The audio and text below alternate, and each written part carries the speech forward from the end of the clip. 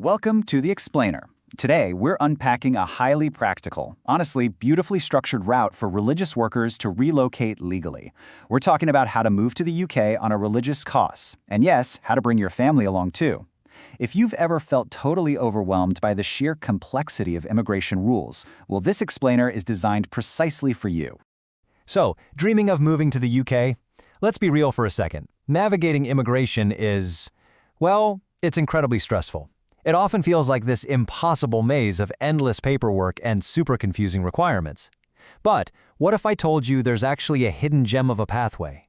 A highly defined route that not only allows you to legally move to the UK to follow your calling, but, and this is the best part, actually lets you bring your loved ones right along with you. It really does exist, and we're going to break the whole thing down step by step. Okay, here's our quick agenda for today. First, the opportunity. Then, who qualifies. Next up, eligibility and documents, followed by your roadmap. After that, we'll cover bringing your family, and finally, mistakes to avoid. Let's dive in. All right, section 1, the opportunity, understanding the basics. So, the absolutely crucial starting point is understanding what a CoS actually is. It stands for Certificate of Sponsorship, and it's an official digital document issued by a UK-licensed religious organization. Now, I really want to stress this. It's not just a printed piece of paper you carry around, it's practically your digital golden ticket. It officially confirms 3 vital things to the UK government. 1, that you have a real, legitimate job offer. 2, that you're being legally sponsored by an approved entity. And 3, therefore you are approved to apply for a UK religious worker visa. Without this specific digital document, the journey literally cannot start. It's the essential key to the entire process. Moving right along to section 2, who qualifies? Let's look at the eligible religious roles. You know, there's this enduring myth out there that this route is exclusively reserved for lead pastors or the absolute senior-most clergy. But honestly, the reality is completely different. The UK Religious CoS is for a remarkably wide range of religious workers. So yes, of course, pastors, ministers, imams, and priests are on there. But if we look a bit further down the line, we see evangelists, missionaries, choir and worship leaders, and instrumentalists. It even includes those vital behind-the-scenes heroes like church administrators, religious teachers, counselors, and youth and outreach workers. Really, from the frontline preachers to the administrative backbone of an organization, practically everyone can qualify, as long as you are officially sponsored. Which brings us to Section 3, eligibility and documents, exactly what you need. Here's the thing to remember. Every single eligibility requirement you meet needs concrete physical proof. To prove you have a genuine religious job offer and a valid CoS, you'll need your international passport, your specific CoS reference number, and an official employment letter. Want to prove financial stability? You'll definitely need your bank statements. And crucially, whatever you do, don't forget the medical and legal proofs, things like a TB test certificate if your home country requires it, along with thorough background checks. Missing just one of these? Yeah, that's a primary cause of some very frustrating delays. All right, let's hit Section 4. Your step-by-step roadmap. Think of this like a logical timeline. Phase 1 is all about the pre-application.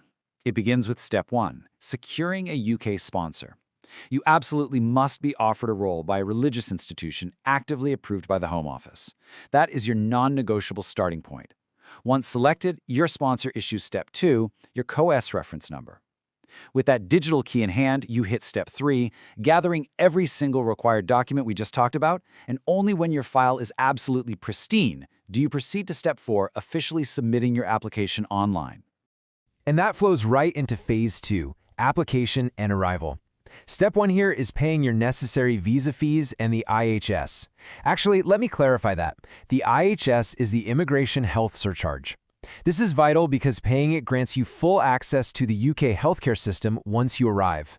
Next up, Step 2, you'll physically attend a visa center for a biometrics appointment to submit your fingerprints and photos. Then Step 3, well, this is often the hardest part, just waiting for your approval decision. Finally, if all goes smoothly, Step 4, you travel to the UK and begin your religious work. See, a very logical step-by-step path. Now for Section 5, bringing your family, relocating together. This is what so many people want to know about. You absolutely do not have to leave your loved ones behind. You are perfectly eligible to bring your spouse or partner as well as any children under 18. But here is a critical detail to keep in mind. They don't just automatically ride along on your application. Nope. Each dependent must submit a separate visa application, complete with concrete proof of your relationship, like marriage or birth certificates, and solid proof that you can financially support them once they're in the UK. And get this is an incredible, absolute game changer of a fact. Spouses may actually be allowed to work in the UK, depending on their specific visa conditions. This means your household isn't relying solely on your single income. Your partner gets the opportunity to integrate, earn money, and build their own professional life while you serve in your religious role. How great is that? So when we zoom out and look at the whole picture, it's pretty clear why this is one of the most rewarding ways to relocate. Not only do you secure legal entry to serve your true calling and gain international ministry experience, but you get to bring your family with you. Plus, you get access to NHS healthcare and potentially open up a pathway to longer-term visas down the road. It's an amazing opportunity. Okay, finally, Section 6, mistakes to avoid, those pesky common pitfalls. I need you to hear this stark warning very, very carefully. Missing just one single detail could delay your approval.